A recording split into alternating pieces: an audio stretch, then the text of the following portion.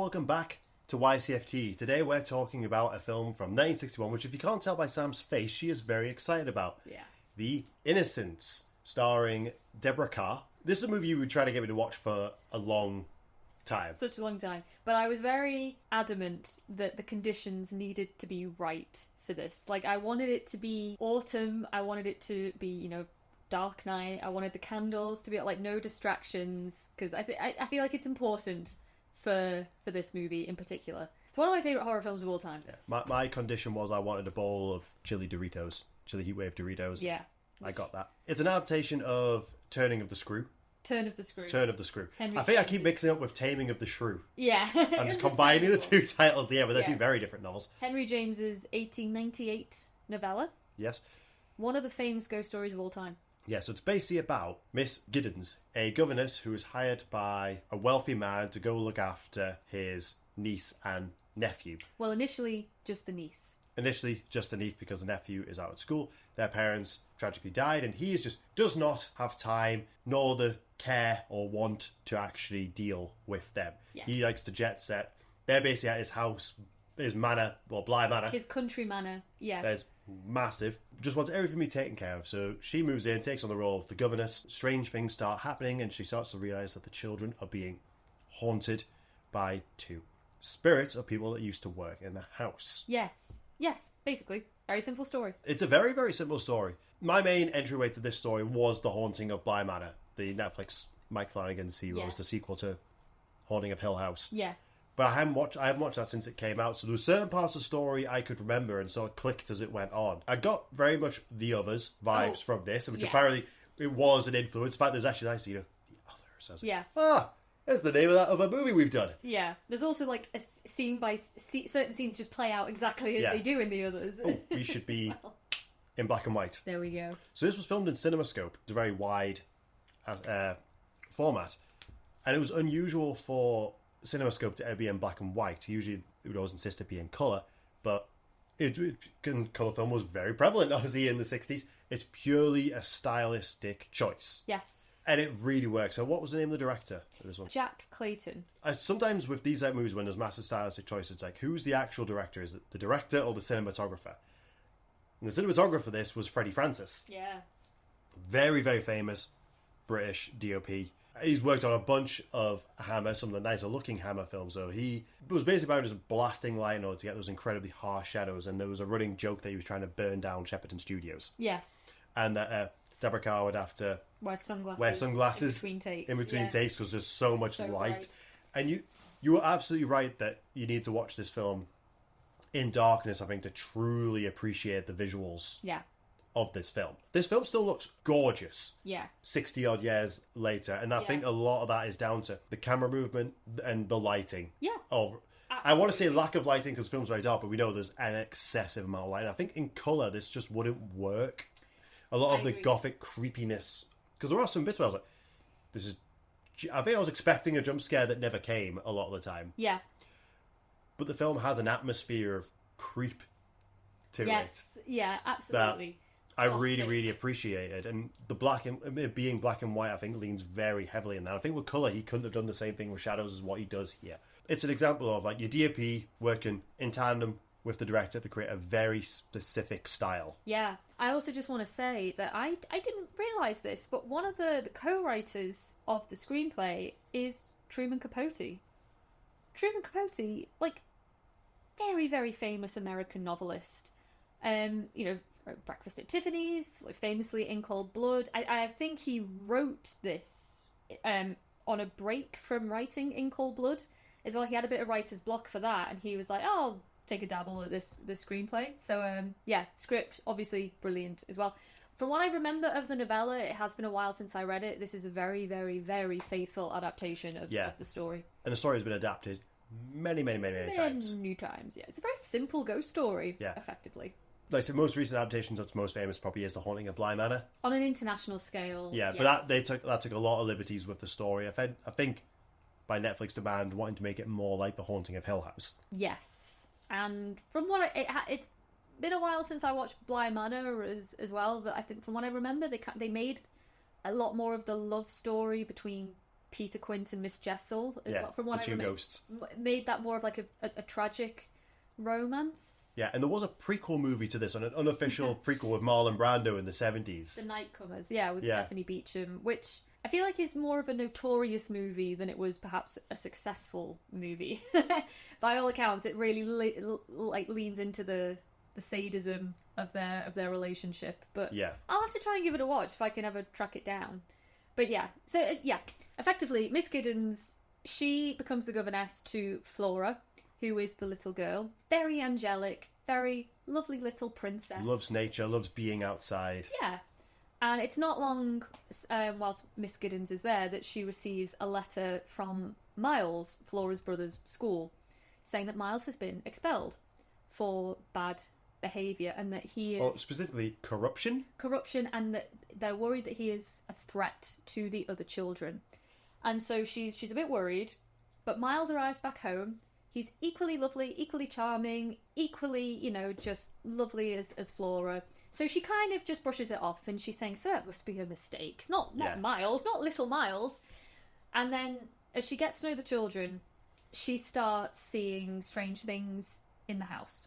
She starts seeing apparitions, specifically of two people. She comes to learn the backstory of what happened in the house. And she learns that her predecessor, Flora's last governess, Miss Jessel, fell madly in love with, I think he's either the valet or the groundskeeper, Peter Quint, who was a very, very, very bad man. But was somehow put in charge of the children. Somehow, yes. It was, charming on a psychopathic level. So Quint encouraged Miss Jessel's affections, and she basically just, got to the point where she was so totally devoted to him, and she... you would hit her. It was, I think, it's overused, the word, but it was, a very toxic relationship. And it's hinted at that it was a very sexual affair. And it's definitely implied in the film. I can't remember again if it's in the novella, but Mrs. Gross, the housekeeper, who kind of acts as our conduit to the past. She's the one that tells Miss Giddens what happened. She says, it got so terrible where, we lost all influence over the two of them, and they were just, using every waking moment to just be together. And it is, again, it's very heavily implied that the children were somehow involved in their relationship. They would follow them, and they'd they'd like the children to see. Yeah. It's if the children were, caught them watching, they were discouraged from watching.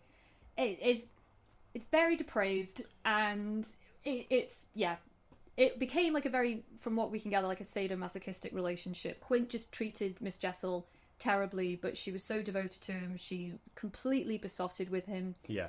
And Quint one day dies accidentally, and Miss Jessel is so distraught by this that she wastes away, she stops eating, becomes very depressed, and she drowns herself in the lake that's on the grounds of the house. And so, nearly a year later, Miss Giddens comes in, she's the new governess, and she starts seeing apparitions. But what she notices is that the children are also sort of seeing the apparitions of Quint and Miss Jessel, and she comes to learn that where the couple was so devoted to corrupting the kids in life, it seems like that has carried on in death as well. And she comes to the conclusion quite quickly that the end goal must be that they want to possess Miles and Flora. That must be what it is. And then throughout the movie, we start seeing fairly disturbing behaviour from the kids as well. Especially Miles. Yeah. And it's not necessarily made explicit if Miles is in moments being possessed by the soul of Quint, or if he is just mimicking behaviour that he was exposed to. There's a lot of very notorious scenes involving Miles and Miss Giddens. Oh, you mean when he straight up kisses her? Kiss me goodnight, Miss Giddens.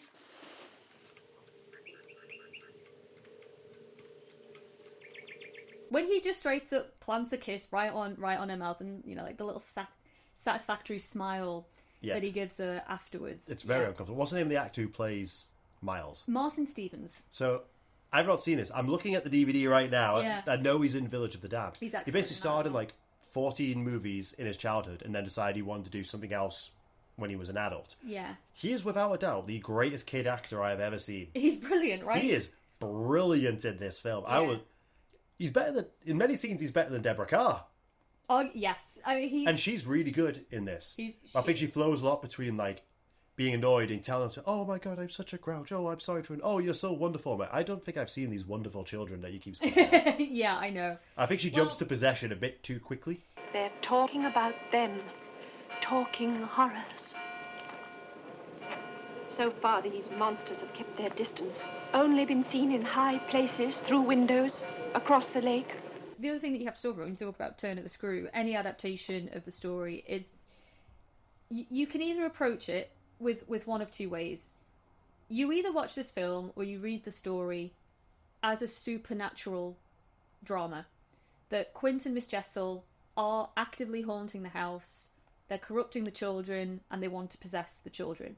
You either look at it that way, or you look at it as the projections of a very sexually frustrated, repressed woman projecting her sexual neuroses on these two children. Yeah, because she's clearly very attracted to their uncle. Yes. And she's, very obsessed with this story of this two very sexually active couple. Yes. I don't like that story Neither do I. because that, to me, doesn't lead to... Even if she is quite sexually repressed, this is a little boy. I don't think it works. And the fact is, we do see... Well, spoiler for the end. One of the children does not survive. No. And it not being supernatural doesn't lead to a reason as to why he dies. No. I know agree there's with an that. argument because there's several bits where she makes the kids be confronted by the ghosts and look at them and they say, I can't see them, I can't see them. There! You know you can see her! I can't! Admit it! Well, why can't they see them? Are they not there? But a theme throughout these movies is also that the children are lying. Yes, the children can't be trusted. Of course, one can never believe Flora. She invents things. She imagines them. The children can't be trusted. I genuinely believe that this is supernatural, That's my preferred reading. but at the of same it. time, we only ever see ghosts when Miss Giddens is there. Yes. There's never a scene without her where there's a ghost. Yes. That is very true. I like how her outfits get from... She's quite light outfits to begin the films, and they get darker and darker as the film goes on. Like her predecessor, we only ever see her in black. Can I briefly talk about how we see the ghosts? Yes, And please. Quint is definitely the creepier of the ghosts. Like we first see him come up to the glass, and when he right? pulls away, and we just see these little white lights in his eyes pull it. When we see him with Miles when they're in the greenhouse, he's just there. laughing and making Miles say these horrific things. Yeah. Really well done. Creep moment where we see him obviously at the top of a tower. Miss Jessel, apart from one scene, we never see her away from the lake. There's a great moment where you see her just cross a window in the dark. You said to the watchers, would this have worked? If it was in colour. I'm like, no, I don't think it would have. So it did often quite lead to when we're in dark hallways, which is a lot of this film. Are we going to see any ghosts? And you don't see a ton, but you always assume that they're there. But any other time we see Miss Jessel is always by the lake, and it looks. It would not surprise me if it was the inspiration for the original adaptation of Woman in Black. Because I could just see so many parallels with how she's always in the distance, always in black, and she's never moving. And wasted away. And wasted away. Out of grief. There's such a simplicity to the ghosts that just is so incredibly effective. So yeah, the first apparition that we see is when Miss Giddens is playing hide and seek with Miles and Flora, and it's her turn to hide. So she goes into the living room and she hides behind a curtain. You see Quint's face appear in the window. So he just walks towards the window and scares the big crap out of her. Absolutely. Her reaction matches ours as well. Who the fuck is this man? And apparently the way that they did it is they had Peter Wingard, the actor that played Quint, on some kind of wheeling mechanism. So they wheeled him in and then they wheeled him out, so it gives the impression that he's kind of gliding in and then out. Did they do that with Miss Jessel when she crosses the window as well? Oh, I don't know. Because she kind of looks like she glides across. Yeah, that's true. I'm not 100% sure though. Yeah. The thing that's so eerie about that first moment with Quint. I mean, first of all, you know, the way he appears is genuinely quite scary. The way that he kind of lingers, there's no dialogue. He doesn't say anything. She doesn't say anything. But the way that he looks into the window and then he kind of like looks down, like he's looking for the children. Yeah. You know, like he's and then he just kind of like backs away. There's something really creepy about, because it's when they're heading to the church and the kids are holding hands. They say, you know, the kids have a secret, and it's just, I had this horrific idea, but assuming these people are wanting to possess these children so they could continue their life as these children, but these children are siblings. It's real seedy about that. I don't think that matters to Quint at all. No, they just want to live again. Yeah, I think again, like the simplicity of the story is it just makes it so effective. But then also like the motivations of Quint and Miss Jessel as well. It just adds like an extra like overall eeriness to it. But yeah, that first appearance of Quint is brilliant. Miss Jessel's first appearance is also brilliant. Miss Jessel as well. Like, well, we hear Miss Jessel before we ever see her. So when Miss Giddens, literally, like the moment she arrives, she can hear a woman calling for Flora, and you know, Flora's like, "Oh, I just thought it was you. I didn't hear, you know." The children lie. And the children lie. So Miss Jessel always tends to be where Flora is. She's never quite far away, and similarly, Quint is always nearby. Miles, as they were in life, as they were in life. And yet we learn that Flora was devoted to Miss Jessel. She adored her old governess, and they were often seen just kind of dancing together throughout the house. So Quint and Miss Jessel definitely cultivated this very strong bond with these kids, wicked bond with these children. And yeah, the appearance of Miss Jessel across the lake, just standing there very forlornly, is very, harrowing. Very eerie. And yeah, the scene where you see Miss Jessel just kind of walk by a window, and it's, you know, just kind of like blink and you miss it. Miss Giddens doesn't think anything of it. She assumes it's a servant. But, you know, there's something eerie, like very eerie about the way that whoever it is just doesn't answer her. But once she's decided that it's some form of possession, she says she's going to need to talk to a priest, but we never see that. We never quite get to that point. She decides to send, after making Flora confront and look at Miss Giddens, she kind of like loses it. Oh, doesn't she just? Yeah. To an extent when the housekeeper kind of blames Miss Giddens for it. Yeah. But she says, take her away. Take her to London, take her to her uncle, and send the servants home for the night, because we need to give Miles a chance. I don't know, to an extent, how much the housekeeper agrees with what's going on. Neither do I. Because you can also view it as this woman just looks like she's going mad. Yes. But she must be able to realise that there's weird stuff going on. But it doesn't sound like she's ever seen them. And when they're by the lake, she doesn't see. Yeah. She said, I never saw anything. And Miss Giddens is like, you must have. She was standing right across the lake. And then we see her, after her and Flora have walked away, she's still stood there. This is what the film perfectly toes the line. It doesn't really sway you either way. It's like you can absolutely come away watching this movie believing, yes, the house is haunted. Or you can walk away from it thinking, this woman went insane. Yeah. And was projecting her weird sexual fantasies onto the children. Like, in terms of timeline, Miss Giddens only sees the apparition of Quint after she sees his portrait. It's a little miniature portrait of him that she finds in the attic. She never sees him before she sees what he looks like. So, you know, argument that she's imagining it, she's fantasizing about it. That's not the case with Miss Giddens. Miss Jessel. Miss Jessel even. Yeah. She doesn't see a picture of Miss Jessel from what I can remember. No, I think she sees Miss Jessel from what I can remember prior to finding out about her. And again, she hears someone calling for Flora. That's the minute she arrives. Yeah. There are also moments that we, as an audience, only see that Miss Giddens doesn't see. So I think it's the first night Miss Giddens arrives at the house and she's asleep in bed. Flora goes over to check if she's still asleep because they're sharing a room. And Flora goes to the window and starts singing her song, like a signature song. And we don't see what she's looking at out in the garden, but it's very much implied that she sees someone and she smiles to herself. And then we learn throughout the movie that anytime Flora sings that particular song, Miss Jessel appears. It's almost like a calling. Because she taught her that song. My preferred reading of this movie is Jessel and Miss Quint. Miss Jessel and Quint are actively haunting the house. Yeah. But the film does have that wonderful balance of, it could be either or. So after the weird child and mature woman kiss. Infant kiss. The infant, is that what it's called? The infant kiss. Which inspired Kate Bush. Oh yeah, I only just found that out while researching this. So Kate Bush was a massive literary nerd. Yes, we love it.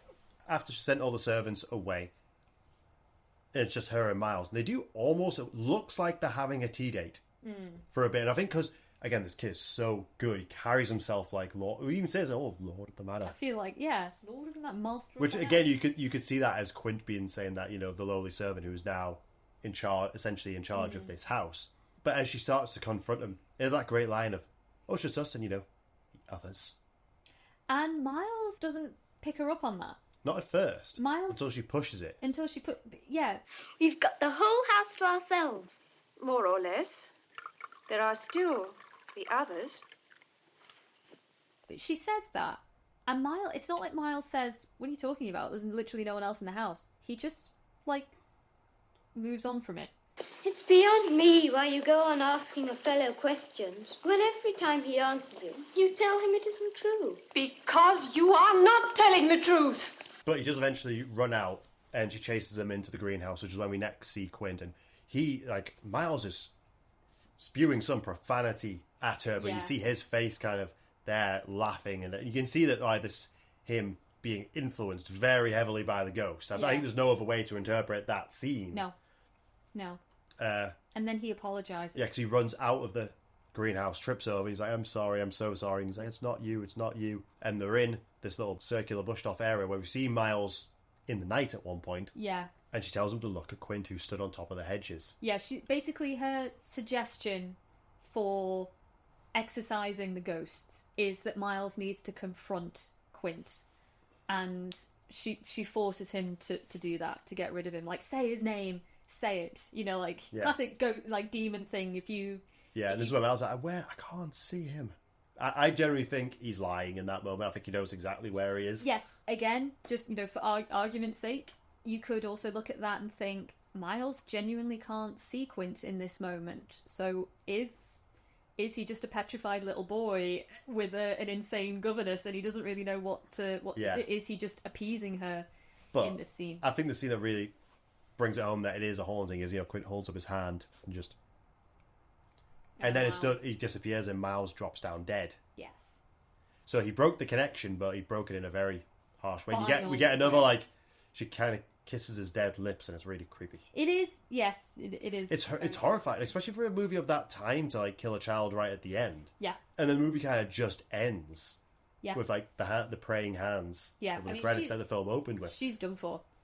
She sent all the servants away. And then suddenly this lad's turned up dead. This little boy dies under her charge. Because no one can say she was in sound frame of mind when everyone left. No, exactly. We have... So I mentioned earlier, we have this other character in the house, Mrs. Gross, who... We also have a tortoise. Oh, we also have a tortoise? Yeah. Miles throws it through the window. It's Flora's pet. Poor Gustav. Rupert. Oh, it was Rupert. Gustav's from a different film. Yeah. Different tortoise. Little Rupert. But yeah, we have Mrs. Gross, who's the housekeeper. And she's known the children since they were very little. And she kind of... Where Miss Giddens, is kind of becoming more and more frenzied as the film goes on, convinced that there is something supernatural at work here, Mrs. Gross kind of acts as a nice sort of... She has a very sort of balanced point of view, I suppose. She's not wholly convinced by what Miss Giddens is saying, but she's also not ruling it out at the same time.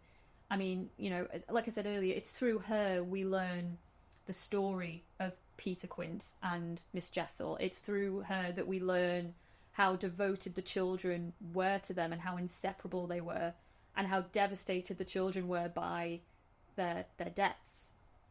So I really like her as a character, and she kind of...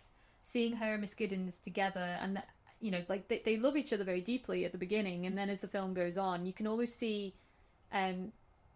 Mrs. Gross kind of distance herself from Miss Giddens a little bit, and you get the impression that she's happy ultimately to leave the house. But then there's also that moment where, Miss Giddens forces Flora to look at the ghost of Miss Jessel, and Flora, loses it, starts screaming, starts shouting profanities at Miss Giddens. Mrs. Gross takes her away. Because you think when she turns up, all she sees is Miss Giddens arguing and shouting at this child, and her crying. Yeah, so it's like, yeah, okay, we'll take her away. We'll remove her from the scene. But then even, Mrs. Gross says, God, like, the language out of this child, like, where the hell did she learn that? And there's evidence that something supernatural is there if you look for it, but you can also rationalise it. Because, again, we know that these children have been exposed to things that children should absolutely not be exposed to. They've witnessed things, they've been sexualised at a very young age.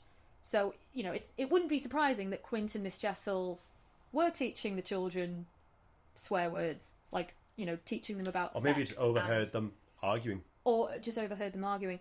Equally a very disturbing scene where, again, earlier on in the film, they're playing hide and seek.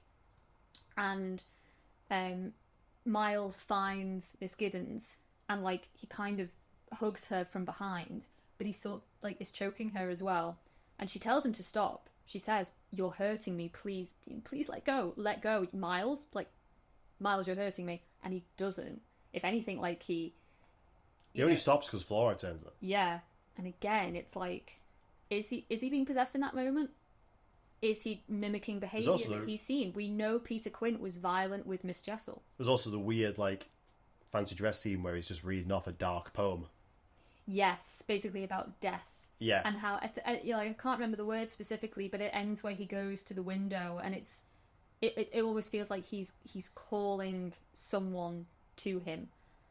And, Miss Giddens is like, there, you see?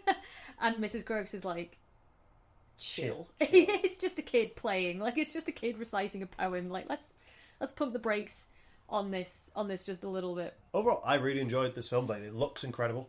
It's well acted. You can see it's definitely the benchmark for adaptations. You can also see how it's influenced a lot. Oh, but yes, absolutely. I just thought, we've talked a little bit about Martin Stevens, but Pamela Franklin, who plays Flora, I think this was her acting debut. She was also very good. Oh, she's great. I just wanted to ring it up because that's my grandma's name. Oh. Pamela Franklin, except Franklin is my nan's middle name, not surname. But yeah, she's excellent. I think the two of them work really well together as brother and sister. And you absolutely believe that these two do have secrets. Yeah. But yeah, I love it because we've said different adaptations of this story. I think this is like the definitive adaptation of it. Bly Manor was successful, but I think people do generally always go back to The Innocents as like the version. It's a really well done Gothic horror movie. I totally understand like why it is valid, and to look at it as this woman is just going insane. She's sexually repressed. Maybe in a way jealous of Quint and Miss Jessel's love story. Effectively wants to become Miss Jessel in a way. But I also just think, like, to say that a woman was so sexually repressed that she went insane and was responsible for the death of a little boy, to me, I find like quite borderline offensive. Actually, it's like as a woman, I'm like, it's also like, what would have killed the boy? What would have killed him? Like, did he die of fright? He died of fright. Yeah, it's like, come on now. It's a really well done movie. I prefer the supernatural, paranormal interpretation. I feel like there's more evidence in the movie that give credence to that theory. I think so as well. The sexually repressed governess role. I really recommend it if no one's watched it. As I say, like it's a very simple story. There's not really a huge ton to the plot. Yeah, it's a bit longer than movies of the time tend to be. It's about an hour and 40. Yeah, an hour and 40. So much of it is just Miss Giddens observing the children, seeing them together. Walking around with candles. Oh my god, yes. I mean, absolutely. Like, I've said on this channel before that I'm a huge Gothic horror fan. Give me a woman in a white nightgown walking around a creepy house with a candelabra. Didn't you say there was a meme of like just wanting to be that? Absolutely, and I saved it at one point. Yeah, it was I related to it very much. But yeah, I absolutely love it. Sound design is very effective in the film as well. It doesn't overdo it with the jump scares. If anything, I think like that the scenes with the apparitions are more of a slow burn sort of thing. Yeah, I wouldn't even say there are jump scares. No, I don't. No, I don't think there are at all. But it's just a movie that has really is quite timeless. I think storyline wise, from a filmmaking point of view, it's still incredibly effective, and it's a really good film to watch, especially in spooky season when the Dark Nights are coming back in. But yeah, it's a disturbing little story. Yeah, as well. It's still quite effective today. Oh, absolutely. I know there is a stage adaptation, but I would love to see a stage adaptation of this. Yes, because again, it's like minimal cast, the one setting of the house, just different you most rooms just need within the house. good lights and some good sound design. Yeah, absolutely. And you could even Woman in Black it, where the ghosts don't have any dialogue, like in the movie. They just appear. Yeah, and that's it. We do have some lines of dialogue from Miss Jessel when in the school, like she's mumbling a few words while she's crying. Oh yes.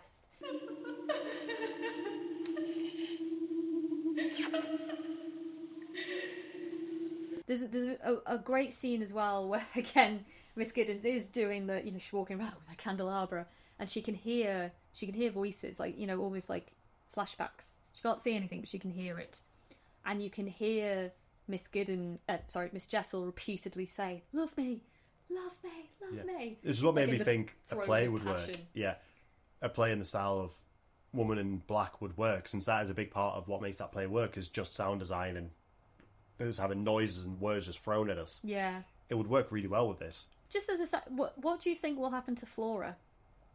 Is Flora going to be okay? As well as a woman in that time period could be. I mean, is Flora inevitably going to have to return to that house?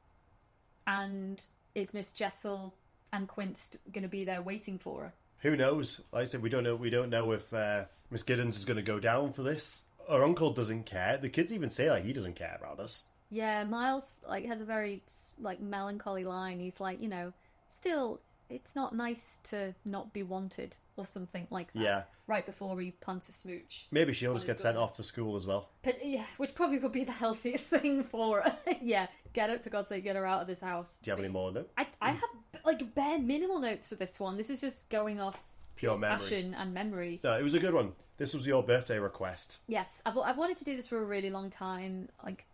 Gothic horror is just my shit. I eat it up. No, I really enjoyed it. So I'm going to take this moment to pass off to our channel members and just thank them for being awesome. You are. We appreciate your constant support. Yes. And as to the wider audience, how many of you have seen this movie? What's your favourite adaptation of this story? Are they haunted? Is it a repressed woman? Bearing in mind there's only one right answer. What's your take on it? Yeah, it's also, wasn't it one of Martin Scorsese's favourite films, this one? Martin Scorsese. Oh, no, it was Del Toro.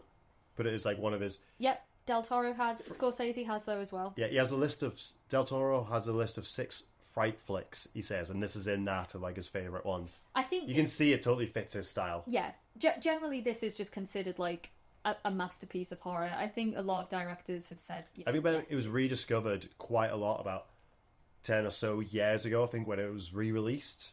And I think a lot of people have rediscovered it and realized, oh my god, yeah, this is still a really good film. It is, yeah. I know Deborah Carr at one point said that she thinks it's her the favourite role that she did throughout her career, or at least she said she thinks it's her finest performance. Yeah, and she had a very long and successful career.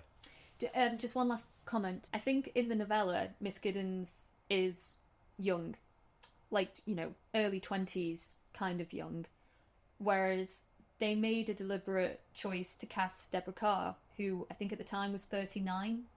So, in the time that the story is set is basically a dowager. She's past marriageable age and she's past motherhood age. And to add to this feeling of, oh, this woman needs a shag and everything will be okay. Which, again, is just a viewpoint I disagree with. And on that note, thanks a lot, guys, and we'll see you when we see you. Bye.